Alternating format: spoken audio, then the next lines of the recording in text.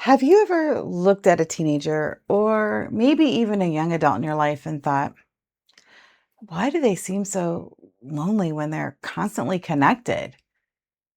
Or maybe you notice they spend hours talking online, but then struggle to make plans in person. Maybe they seem overwhelmed by decisions that didn't seem quite so overwhelming when you were their age. Or maybe you've watched them scroll endlessly looking for something, but you're not even sure they know what they're looking for. Any of this sound familiar?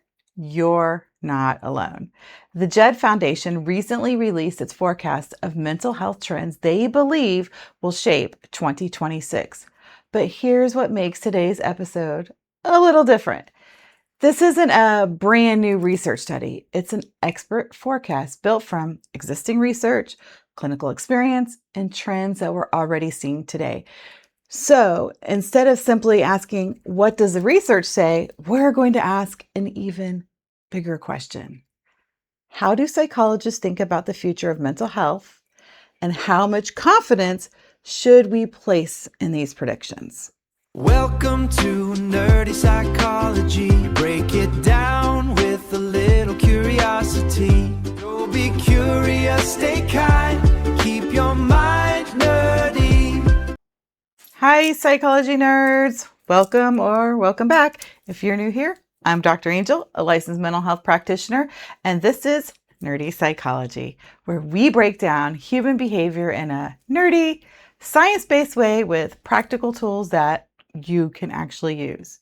Around here, we do not just read headlines. We learn how to think about them. Today, we're doing something, a little different. Not every mental health headline comes from a research study, but every headline deserves thoughtful evaluation. Around here, we're going to ask 3 questions. What do we know? How do we know it? And what does it actually mean for our everyday lives? Instead of reviewing a single research study, we're looking at an expert forecast that predicts what may shape youth mental health over this next year.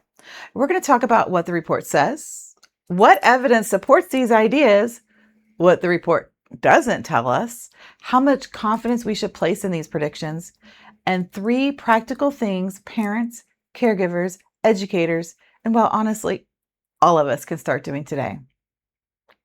Stick around to the end because these ideas will surprise you, and it has almost nothing to do with therapy. So this report comes from the JED Foundation. It's a nonprofit organization dedicated to protecting emotional health and preventing self-harm among teens and young adults. Every year, they publish a forecast, not to predict the future with certainty, but to identify emerging issues they believe deserve our attention based on current evidence and clinical experience, and really what's happening in the world around us. Sometimes experts step back and say, based on everything we know today, where do we think we're heading? And that's exactly what this report attempts to do. The report highlights several themes that the JED Foundation believes may shape youth mental health in 2026. And the overall message is not everything is terrible, but it is honest about the fact that young people are growing up in a world that, can feel fragmented, fast-moving, or emotionally demanding. Rather than focusing on one single cause, the report paints a bigger picture of the environments young people are growing up in: homes, schools, communities, digital spaces, and systems of support. In other words, it is asking us to look beyond the individual teenager or young adult and pay attention to the conditions surrounding them. And one major theme is belonging. The report argues that loneliness and disconnection continue to be some of the biggest challenges facing young people, even in an age where they may be more digitally connected than ever before. And that distinction matters. Being reachable all the time is not the same as feeling known, included, or supported.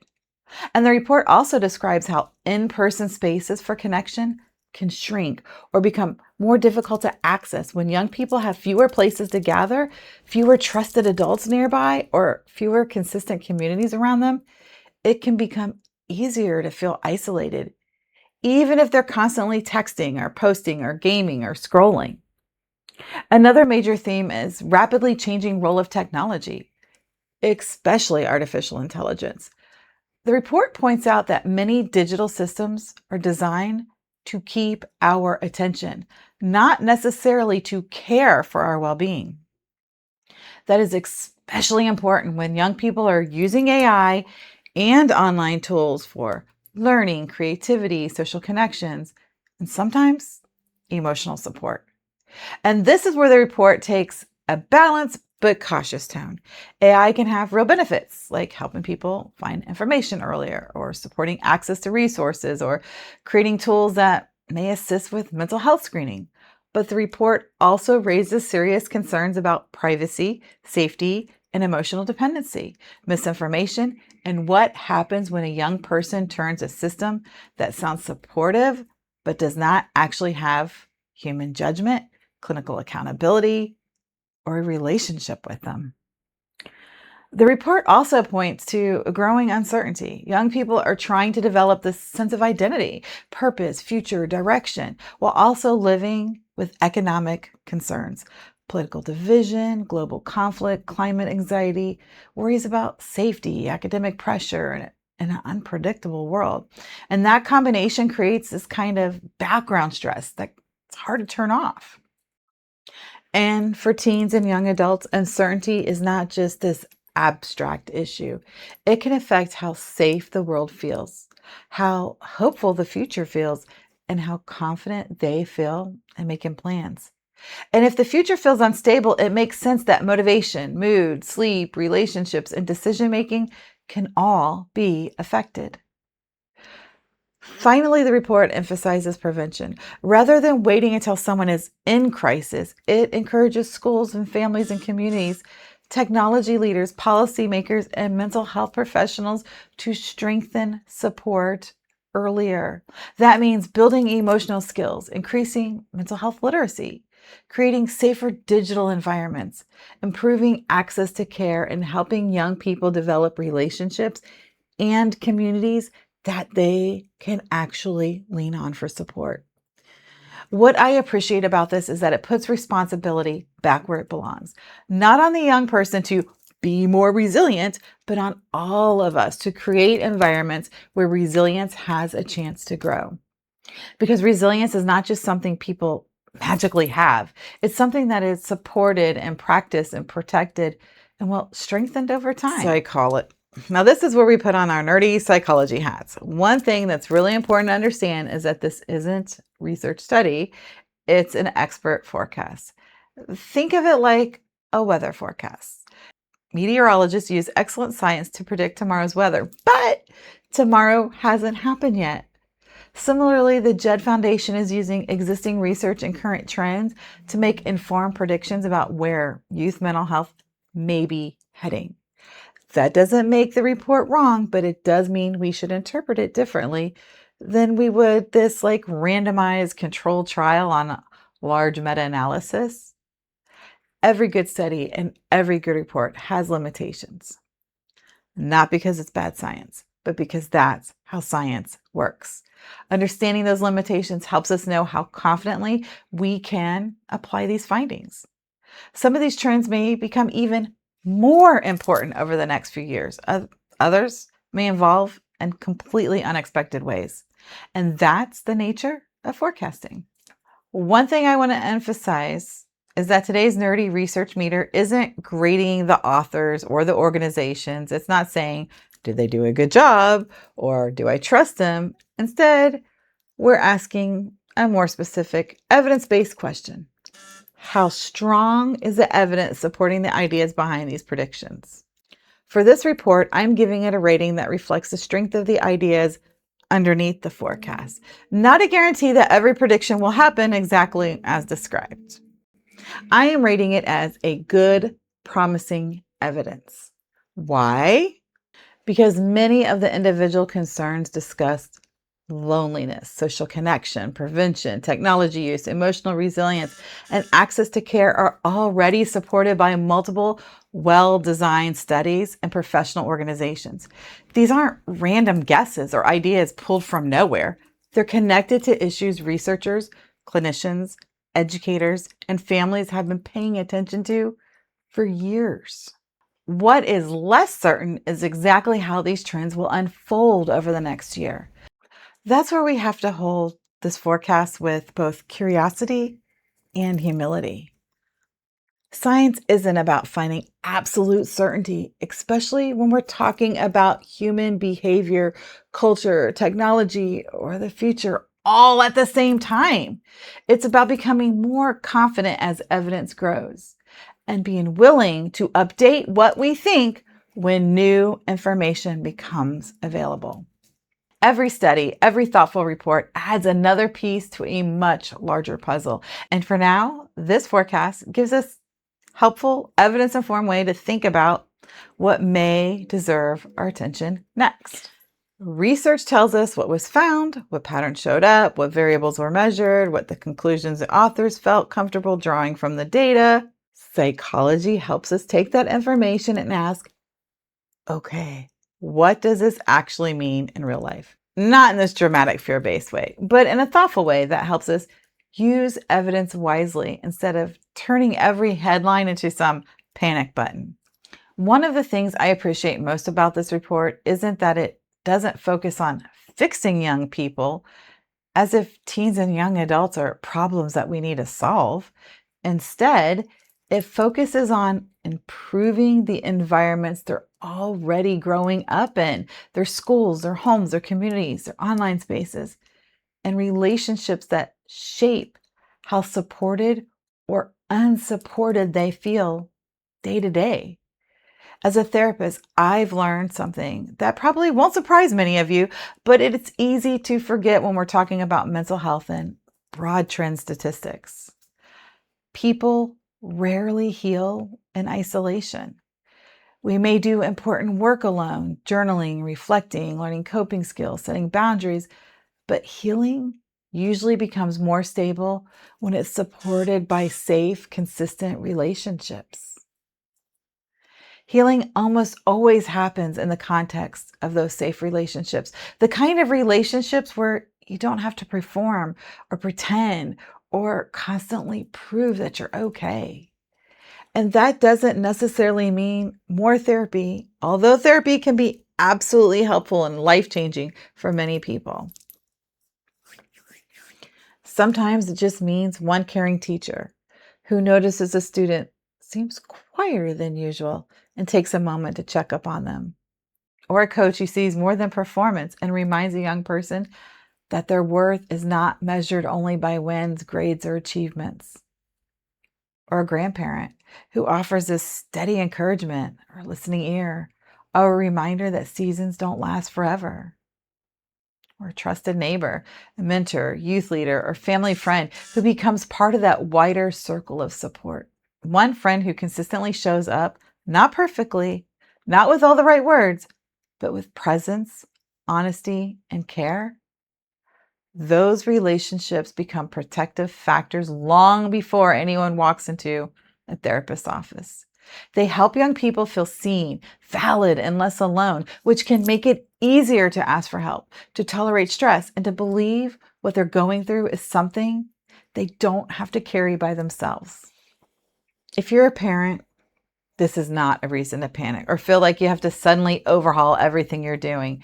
It's more of an invitation to pay attention, to notice what supports your child already has and where they may need more connection, and where small changes can make daily life feel maybe a little steadier. And if you're a young adult, this is not a prediction that your generation is doomed. It's a reminder that the pressures you're navigating, they're real.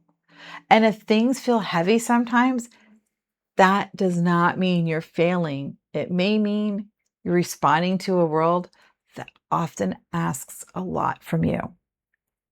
Instead, I hope it reminds us that mental health isn't shaped by one thing. It's not just social media or school pressure or genetics or parenting or a stressful season in a life. It's shaped by this combination of what we experience, how supportive we feel, and what skills we have access to, and whether we believe things will get better or not. It's built through thousands of everyday experiences, many of them so ordinary that we miss them. Feeling like you belong somewhere, even if it's just with one person or in one safe space. Having someone who listens without immediately judging, minimizing, or trying to just fix everything. Learning healthy coping skills before life feels completely overwhelming, so those tools are easier to reach when stress shows up.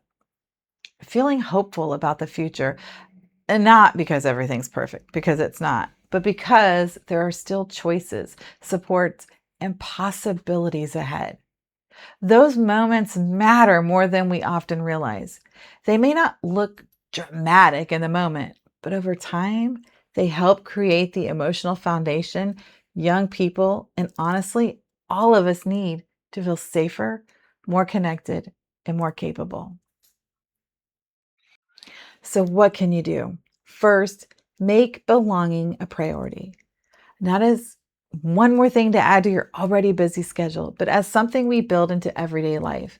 Belonging can be as simple as having a regular dinner together, checking in after school without immediately jumping into advice mode, or making space for a young person to talk about what matters to them, even when it seems small to us.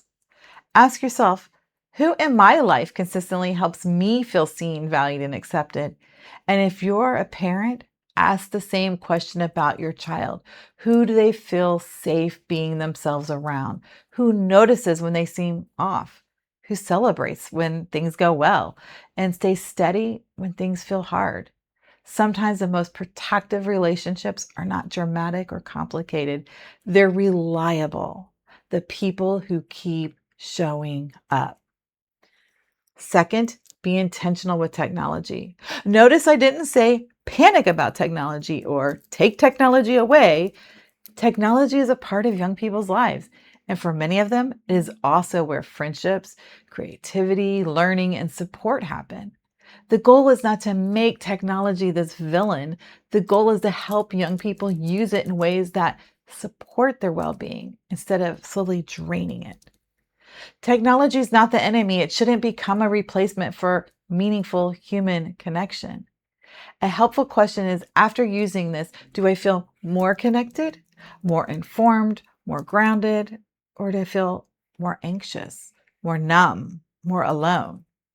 That question works for adults too, by the way. We can also model this by putting down our phones during conversations, creating screen free pockets of time, talking openly about online spaces without turning every conversation into a lecture. Third, normalize conversations about emotions before there's a crisis. A lot of people only talk about mental health when something's already going wrong, but emotional language is a skill. And like any skill, it gets easier with practice. We can start in small, ordinary moments by saying things like, "That sounds really frustrating. I can see why you would feel overwhelmed." Or, "Do you want advice or do you just want me to listen?" The more comfortable we become talking about stress and anxiety, disappointment and uncertainty during ordinary moments, the easier those conversations become when life gets hard. And this doesn't have to be perfect. You don't need to be having the exact right words every time. What matters most is creating a pattern where emotions are not treated as embarrassing or inconvenient or dangerous. They're treated as information, something we could name and understand, and something we can work through together. This episode is sponsored by my workbook, Your Next Chapter. I created this workbook to help people slow down, reflect, strengthen coping skills, and build healthier boundaries. And well, just navigate life's transitions with greater confidence. Whether you're working through change, trying to better understand yourself, or simply look for practical exercises to support your mental health, your next chapter was designed to take you to those next steps, one page at a time. If you're interested, the link is in the description below. I would love to hear from you. Looking at these predictions, which trends do you think will have the biggest impact on young people's mental health over the next few years? And why do you think that? Let's keep the conversation thoughtful and respectful. I always enjoy reading your perspectives. If you found today's conversation helpful, I invite you to like this video and subscribe to Nerdy Psychology if you want more evidence-based mental health content, and share this episode with someone who enjoys thinking critically about psychology, not just reading the headlines. The future of youth mental health isn't predetermined, but understanding today's trends can help us make wiser choices tomorrow. And as always, the report that we discuss is linked in the description below if you're interested in reading it for yourself. If today's conversation resonated with you, I think you'll really enjoy my episode. Why do I always think everyone is mad at me? Because it builds on today's discussion by exploring how anxiety can quietly distort our relationships and make genuine connection more difficult. The very thing that helps to protect our mental health. And as always, stay curious, be kind, and keep your mind nerdy. See you next week. That's a wrap. Be curious, stay kind, keep your mind